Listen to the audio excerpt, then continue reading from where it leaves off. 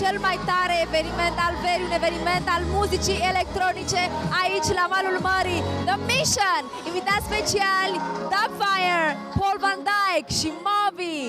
Yeah, this is my third time. The first time I was here in 1995, no, actually 1996. And I was here 2 years ago playing a festival with Motorhead. And now I'm here for Mission Dance. This is one of the biggest festivals, Mission, that we have here, and this kind of music. So what are your expectations for tonight? Well, I put out a new album called Destroyed a couple of months ago. And the music on Destroyed is very quiet and more personal. And as a result, I don't really play any of it live. It's like the show that I'll be playing tonight, I guess the best way to describe it is like a greatest hits show. So it's more music from older albums like Play and 18 and Hotel, and especially because it's a dance festival, it's focusing more on some of the dance tracks I've made. So there's the new album Destroyed, which is quiet, and I don't play any of it live, and then older music that I do play live. You don't only play one kind of music, you kind of mix them, or you have different styles. Why is that? How do you do it? Which one you like most? Well, when I was very young, when I was 10 years old, I started playing classical guitar and studying classical music and music theory. And then when I was 13, I started playing in punk rock bands. I played jazz for a while.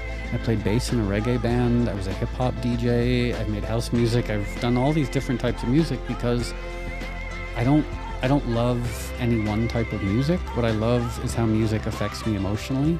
And I'm affected emotionally by dance music. I'm affected emotionally by punk rock. I'm affected emotionally by classical music. So that's why I love all these different types of music.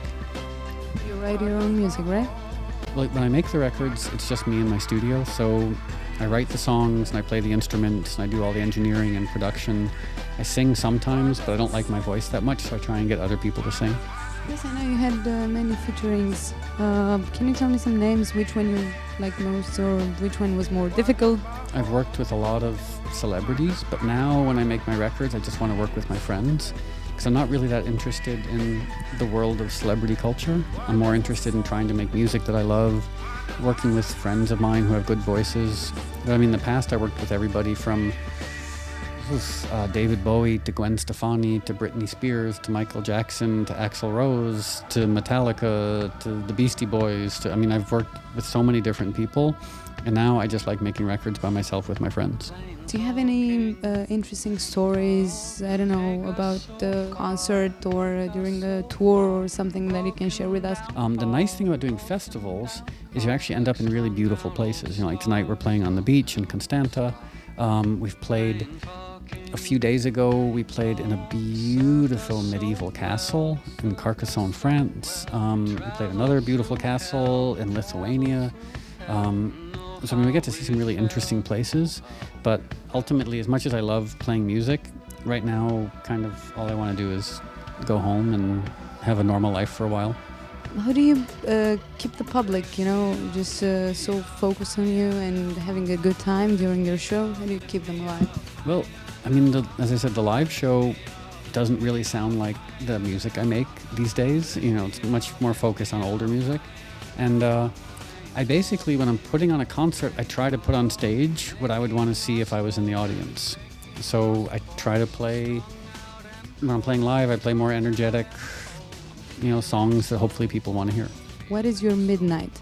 It's a difficult question for me to answer because there's so many things in my life that would qualify as my midnight. So if we had a 2-hour-long interview, I'd be able to talk about some of those things. But unfortunately, I think we only are here for about 8 or 10 minutes. So it's funny because I never expected to have a career as a musician.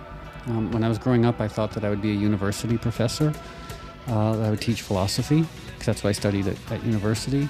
I thought that I would be a university professor and I would make music in my spare time and no one would ever listen to my music. So I thought that was what my life was going to be. Maybe working in a bookstore, teaching university, and making music that no one ever listened to. So it still seems really strange and surprising to me that my life is spent going on tour and playing music, because I never expected this at all. I grew up very poor. And I never really expected to leave the United States. I never expected to have a record contract. So even though I've been making records for a long time, it still is very surprising to me. What are your plans for the future? Well, all I want to do with the rest of my life is make music and take photographs, and that's about it. Hopefully, maybe at some point have a real relationship, maybe have some dogs, and that's honestly beyond that. Like the artists and writers and musicians I really admire are people who just keep working or kept working. You know, like usually like in the world of like art, like someone like Henry Moore, like Picasso's work ethic where he just kept working. Because I mean, who knows, maybe I'll get hit by a bus tomorrow, but my hope is that for the rest of my life to just keep working on music and hope that something good comes out of it.